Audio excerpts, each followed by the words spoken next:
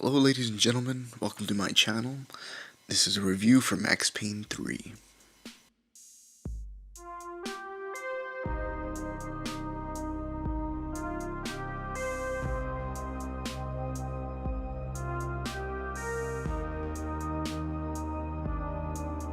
Max Payne 3 was released on May 15th, 2012 for the PlayStation 3 and the Xbox 360, and on May 29th, 2012 for the PC.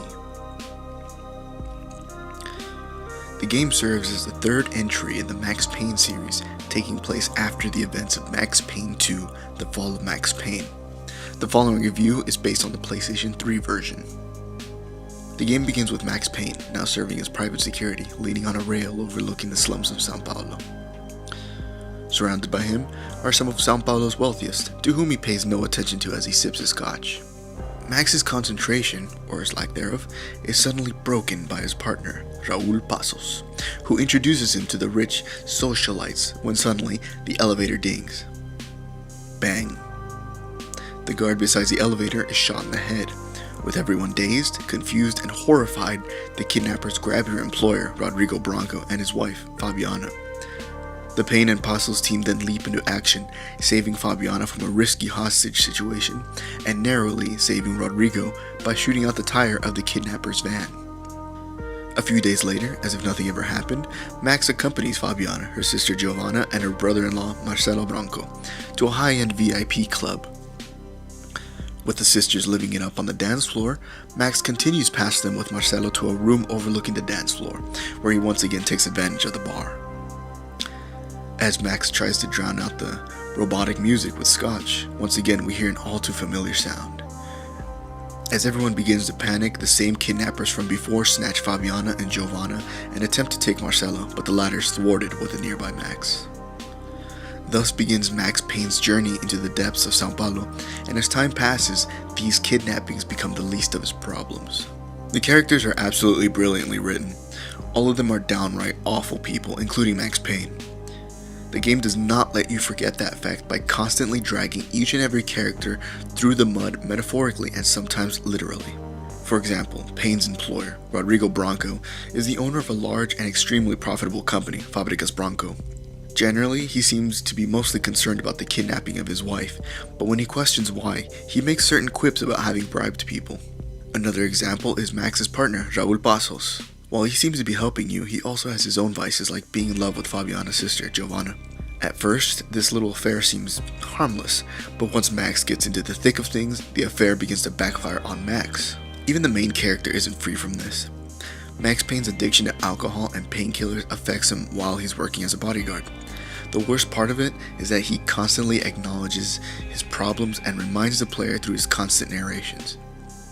He mentions his addictions, he mentions how many people he's failed and let die, he mentions the hundreds of people he's killed, he mentions his role as a middle-class bodyguard that protects the rich by shooting the poor. However, despite all this, you find yourself rooting for him because, while he may be a bad person, the things going on around him are far worse. He's the lesser of two evils. I mean, despite all of his faults, he shows that he desperately wants to make things right. Another great thing is that just about every character embodies a certain quality or theme, and none of it is shoved down your throat. Da Silva, the small cop, he takes on a guardian angel role for Max.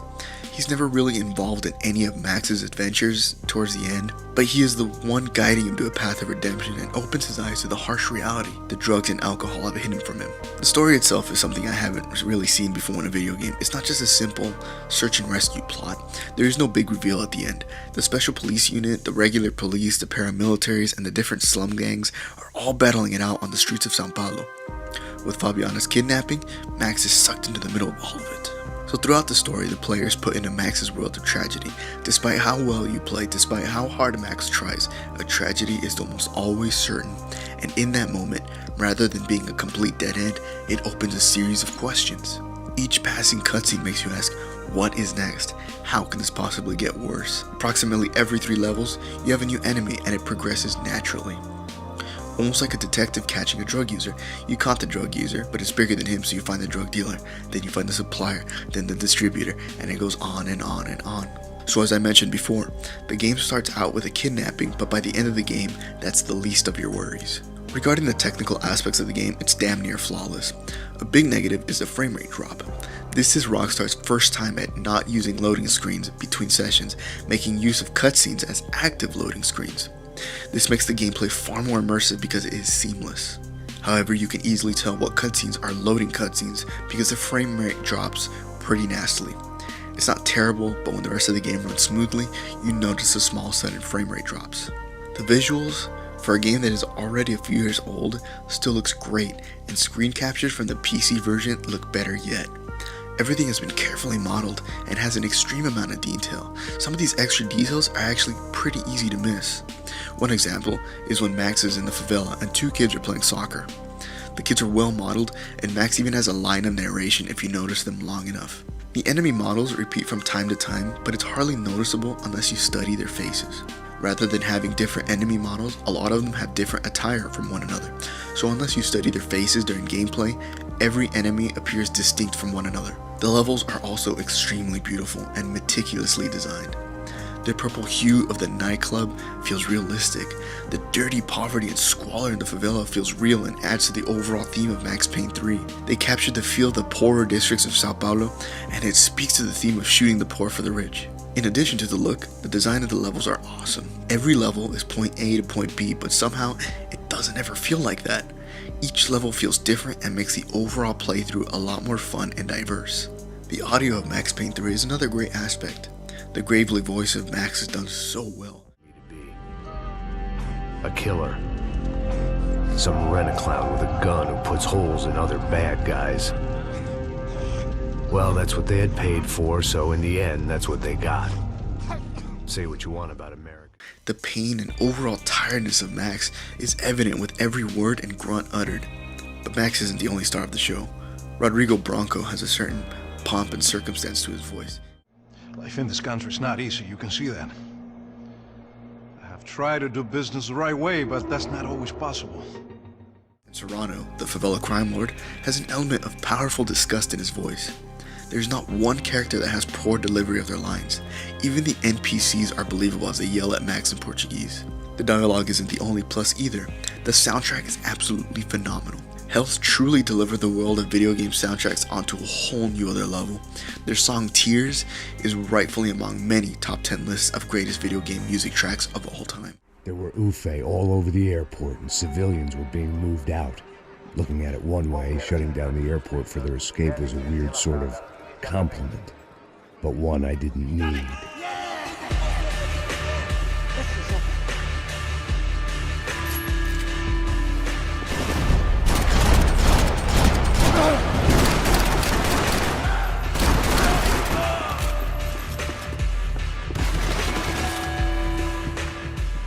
Music perfectly complements the gameplay, and at times greatly encapsulates the themes of the game. In the track Dead, which plays during a Max Payne flashback at the cemetery where he visits his dead wife and child, you can faintly hear the sound of a baby crying. Nothing is stocky and nothing was made just for the sake of it. It is obvious that Health took their time composing the soundtrack. From the faint maracas as you walk through the favelas to the airport alarms blaring as you blast your way through the airport, it all adds to the experience. As for the gameplay, however, it is very standard. Max running around, taking cover, shooting and aiming, all feel great, but there's nothing special about it. If you've played a competent third-person shooter, the game is no different. However, there is one gameplay element outside the core elements that shake up the gameplay, and that is bullet time. Bullet time is essentially slow motion, and it works for you just as much as it can work against you. One good use of it will help you clear out a room of enemies, but if you dive in slow motion and you land where you're susceptible to gunfire, by the time you get up, your enemies will have drilled you. Another interesting little element is that you revive your health through the use of painkillers, which really speaks to the overall theme of addiction. There are other gameplay options as well to better your experience, such as hardlock and free aim depending on how you like your aiming style, and if you prefer to replay the game at a far faster rate, you can play a mode called New York Minute, where you have only 1 minute to play the game, and you can rack up more time with kills, explosions, and the like. Considering the game is a few years old and a part of the last generation at the time of this review, the multiplayer community is pretty much dead, which is unfortunate because as much as time and effort went into the single player experience, the same went into the multiplayer experience. The levels are taken from the single player campaign, but the maps were reworked to be a better fit for multiplayer. Somehow they also worked the bullet time mechanic into the game, and it was done very well. In my opinion, it was one of the best multiplayer experiences I've ever had. Nothing ever felt overpowered, everyone felt like equals, and the things you've earned through experience helped, but it never tipped the balance unfairly. It was a simple and effective multiplayer. All the DLC was great and added to the experience by adding newer weapons and modes like a new co-op mode that I literally spent entire nights on at a time with my little brother. And now for my conclusion and my recommendation. Jesus, Max! I can't leave you alone for 5 minutes! What the hell happened in there? They jumped us. Same guys from the party, I think. They grabbed the girls and Marcelo, but he's here now. Yeah, don't worry about me, homie. I'm just a guy paying you lots of money to protect me. Yeah, what were you drinking? Bet your ass I was. Having never played Max Payne 1 or 2, I was wary of pre-ordering Max Payne 3's special edition. The only reason I did buy it was because of the Rockstar seal of quality. I'm glad I did because I can honestly and proudly say that this is one of my favorite games of all time. It looks great, it plays well, and it told a story like no other. A lot of people complain that it took a different route from the first 2 Max Payne games, and other people have complained that it was too dark for them to finish. I think it is for those reasons that this game spoke so much to me.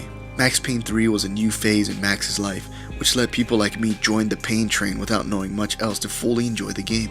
Furthermore, the tone of this game gave the story and Max Payne far more depth than it deserved. There's enough games that show the triumph of the human soul, but for Max Payne 3, showing the complete opposite spoke volumes. I actually felt what the game intended, and that on its own is a success. It bothers me when people complain about it being too depressing.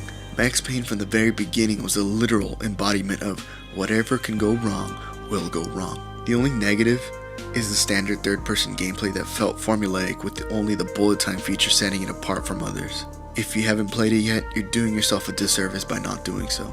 If you tried and thought it was too depressing to go on, you really need to go on to the very end.